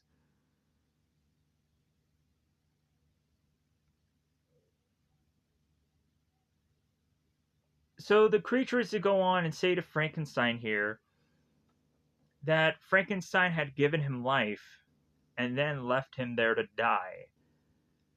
The creature ends up asking Victor, who am I? And Victor is to say, I don't know.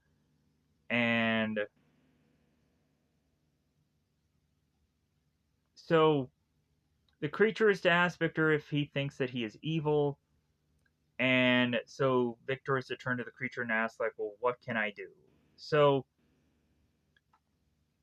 the creature is to go on and state that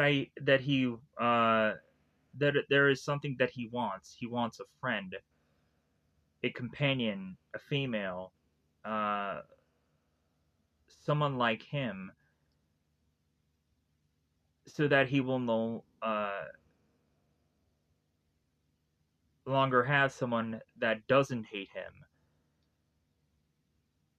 And Victor is to state to the creature, it's like, well, you don't really know what you're asking, and creature, and so the creature is to go on and say, like, well, I do know what I want. So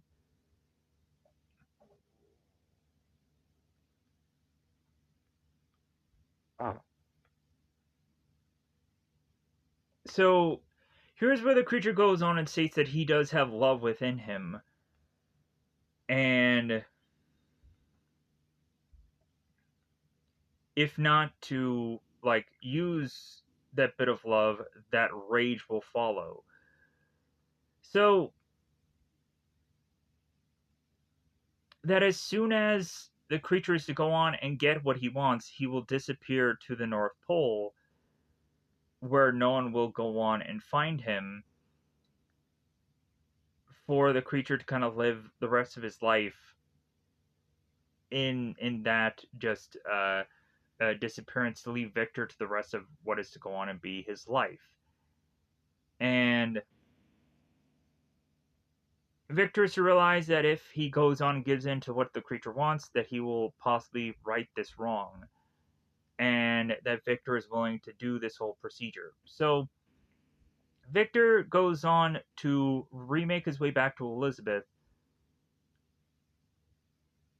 to then explain to her that he is safe, but he is to also go on and realize that he is to go on and be fairly busy. And Elizabeth at this point is to realize that Victor is to distance himself from Elizabeth, and at this point, Elizabeth is to realize that Victor is to have made so many promises at this point that he is not going to live up to. So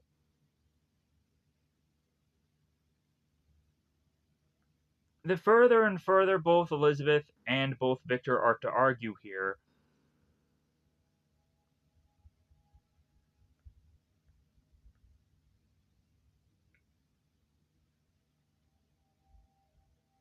the more Elizabeth throws at Victor that all that Victor is to think about is himself and nothing else. And so we have Victor that goes on to make up his experiment yet again, having a number of crates to all get unlocked, and to have this procedure to be reformed again.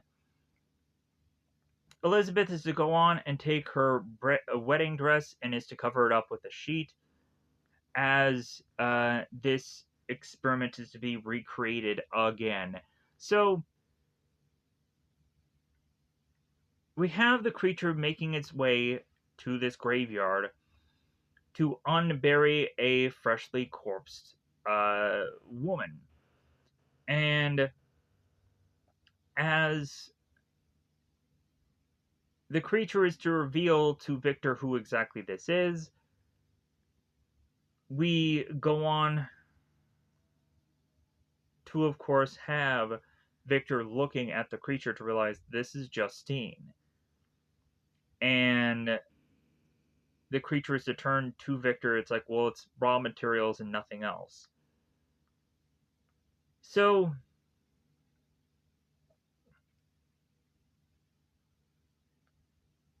the creature is to grab Victor by the throat here, and the creature is to tell Victor that he had made a promise to him, and Victor at this point is to go on and tell the creature, it's like, well, hey, like, if you want to kill me, like, just do it now. And so the creature is to stay here. It's like, well, hey, if you deny me my wedding night, like I will deny you of yours. So here is where we go on to have both Victor and Elizabeth. And Elizabeth is being tempted to want to just leave as she realized that she will never get her wedding day, she will never get what she wants with Victor, and she is tempted to leave. And Victor at this point is telling Elizabeth to not go, that please to not go, and that Victor is to state that he is frightened by everything that he has gone on and done, things that are to be so terrible, so evil. And so the further and further that Victor is to almost collapse in front of Elizabeth, Elizabeth states to Victor that it's like, you know what, like, you know what, fine, like, if we're gonna go on, we're gonna get married. We're just gonna get married today. We're gonna just get married in a rush. And so we go on to have Elizabeth and Victor, who are getting married in front of uh, their father's bedside. And this priest is to go on and do the ceremony, and Victor is to go on and be ever so focused on realizing that this is his wife's wedding night. And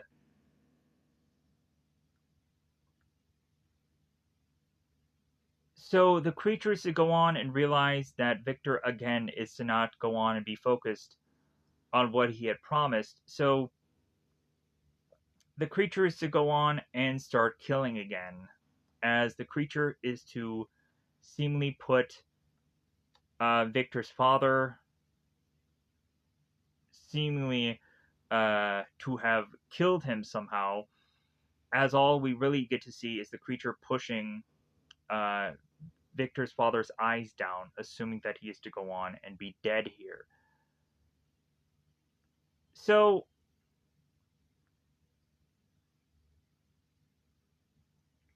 Elizabeth and Victor are to supposedly try to make it onto a ferry and leave, but Claude is to go on and tell the two of them that there won't be another ferry till tomorrow. And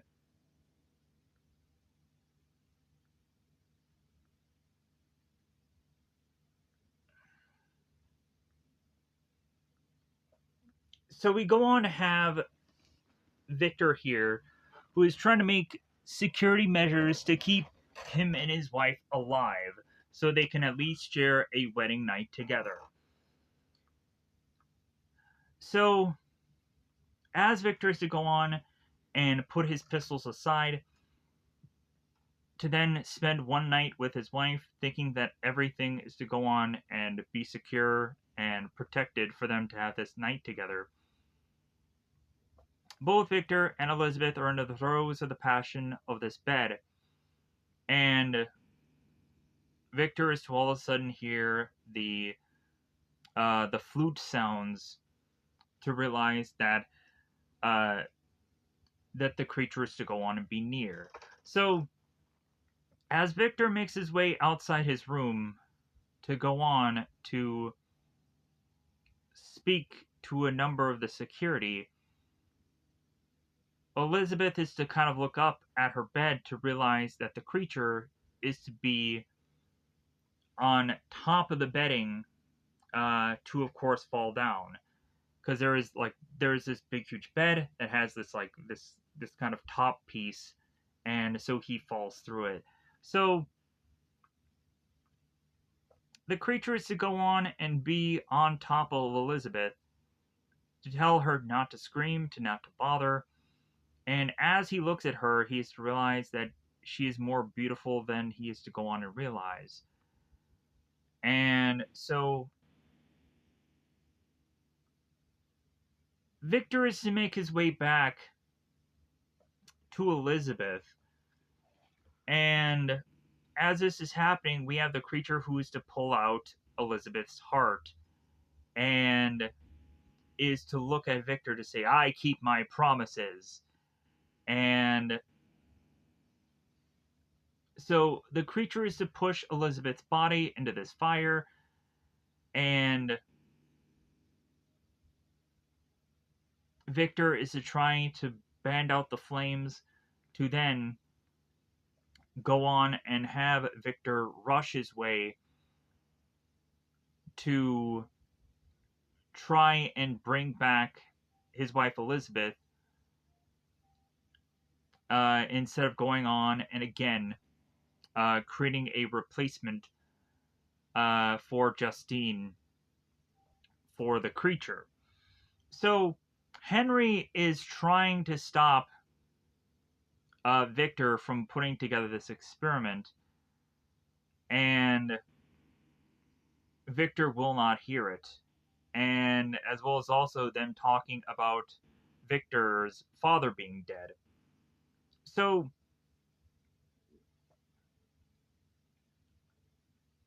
Victor is to turn to Henry here and state that he has nothing left to lose. So for anything that is to go on and happen to Victor after he brings back Elizabeth, like, he will face it because, again, he has nothing left to lose here. So, and Henry is to say to, it's like, well, you still at least have your soul. So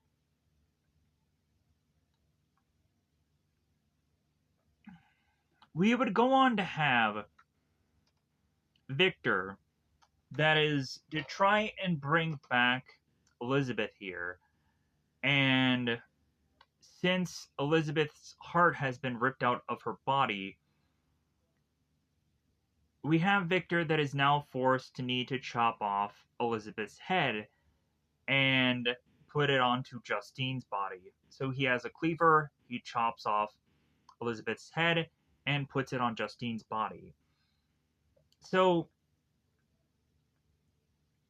Victor is to go on and recreate this whole experiment, putting metal needles into the dead person's body, having, of course, Victor yelling out the words live, as Henry is to yell out the word no. So we have a Victor going on to make this experiment happen yet again, to then realize that it is to be a success. So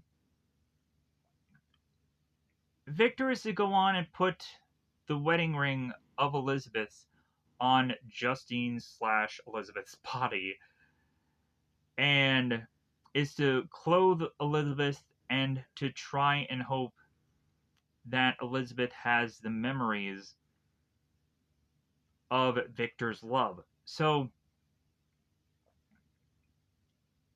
Victor is to call out to Elizabeth to ask her repeatedly to say his name.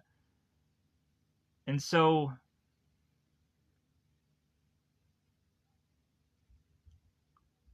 Elizabeth starts to move. If anything, also, Elizabeth starts to dance. And we have Victor that is to realize that, like, well, hey, there's some memory coming back here.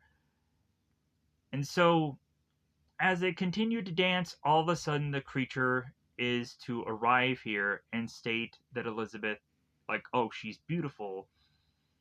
And Victor turns to the creature and says, like, well, she's not for you. So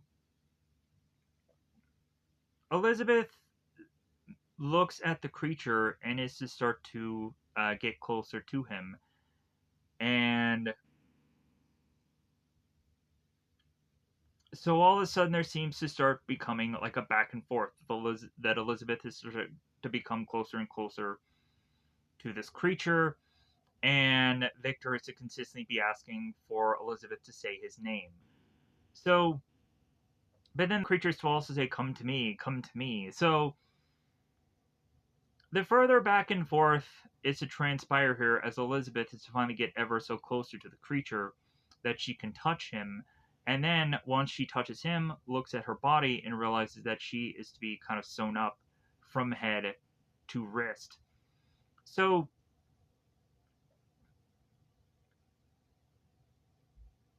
finally, as Victor is to turn to Elizabeth and tells her to say his name, Elizabeth says the word Vic and says Victor.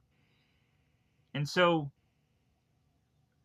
it gets to the point where both Creature and Victor are fighting between this one woman, so much so that we have to be concerned that she is going to end up getting pulled apart for how strong the creature is, as well as also how much Victor won't let go.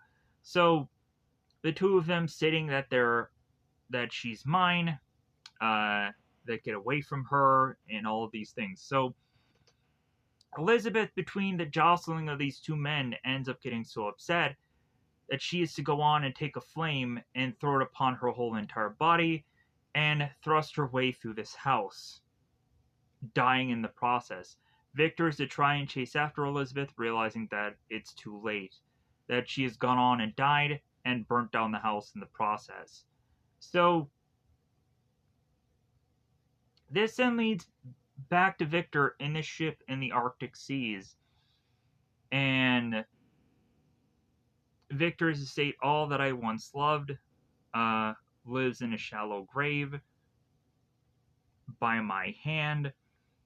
I followed the trail he left for me, north, always north, for months now, with one intent, to kill him. Now, I'm tired. I'm so very tired. So, for as the creature is to go on and submit that he is to have had revenge against Frankenstein,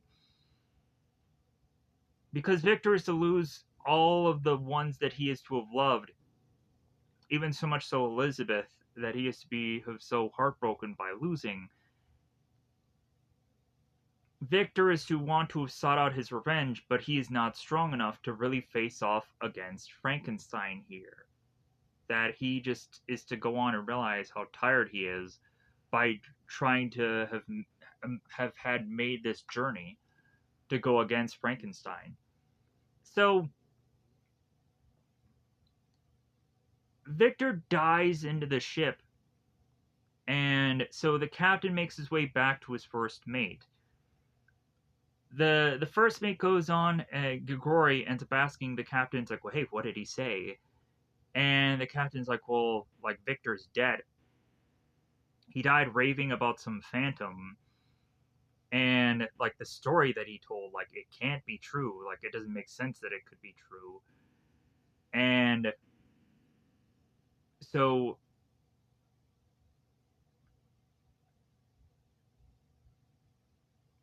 the captain is to start to realize that there seems to be a warm breeze coming through the air, and that the ice may have an ability to start melting, and that they're continuously driven to head north. But so the captain makes his way back to his quarters to find the creature with Victor, and the creature has Victor's journal. So the captain confronts the creature to ask him what his name is, and the creature says that Victor had never given him a name. And the captain ends up asking the creature, it's like, well, why are you weeping? And the creature states that Victor is to go on and be his father, as well as also realizing that there could be no way for the creature to get his happy ending that the way he wants it, because Victor is to no longer be there to perfect this whole process. In my mind, that's what I'm thinking, instead of actually what is to be said here exactly. So they go on to give Victor a Viking's funeral. They bring a bunch of logs together and are going to go on and burn him here. And so a lot of the crew are just kind of seeing the creature here and realizing like, well, hey, like, shouldn't we kind of just not have him be here? Like, this just kind of seems weird. And the captain's like, well, hey, he has a right to grieve as much as anyone. So we have the captain that tries to go on and get a torch to burn Victor here. And then all of a sudden they start to notice that the ice is starting to break up. So all the crew is rushing back to the ship to try to make a good run of this, to try to live here. And the Frankenstein monster is to go on and fall through the cracks here, fall into the water. So the crew all tries to make their way to the ship, and we have the captain that is to be thrusting his arm out to the creature to say like, "Come with us," uh, and the creature is to say, "I'm done with man." So the captain makes his way back to the boat and makes their way out of danger as the creature swims his way uh, to the uh, to the icy chunk that is to go on and have Victor and his corpse and his burial procedure of sorts. And the creature is to go on and take this torch and burn both Victor and him all together. And so we have Gagori that turns to the captain's like, well, where do we go now? And the captain is to tell them home as they are to go on and leave all this. Because this captain is to finally realize that, like, that maybe him becoming this immortal figure that'll be pen to paper, a thing that will have him live forever. Maybe it's to not actually go on and finally be worth it. Maybe it's to finally go on and realize that this guy has made a grave mistake, and that he should just go on home. And so that is the way that the movie just ends. I'm going to get that out of here. Thank you for going on and listening to all this. I'm going to go on and have to just finish this up here and then turn around and need to watch the first night of WWE SummerSlam because I had gone on and missed all that. And then need to record both nights 1 and 2, probably smashingly together.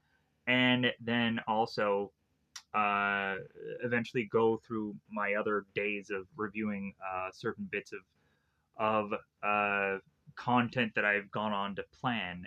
So that is going to be rather interesting to see all that play out, and hopefully be able to get back into doing reviews more consistently. So thank you for going on and watching this review, and thank you for going on and hopefully giving this channel views because it would go on really gratefully help this channel. So with that said, I'm going to get the heck out of here. Goodbye, everybody. Bye, everybody. There isn't much else, I think, for me to go on and talk about here. So, bye.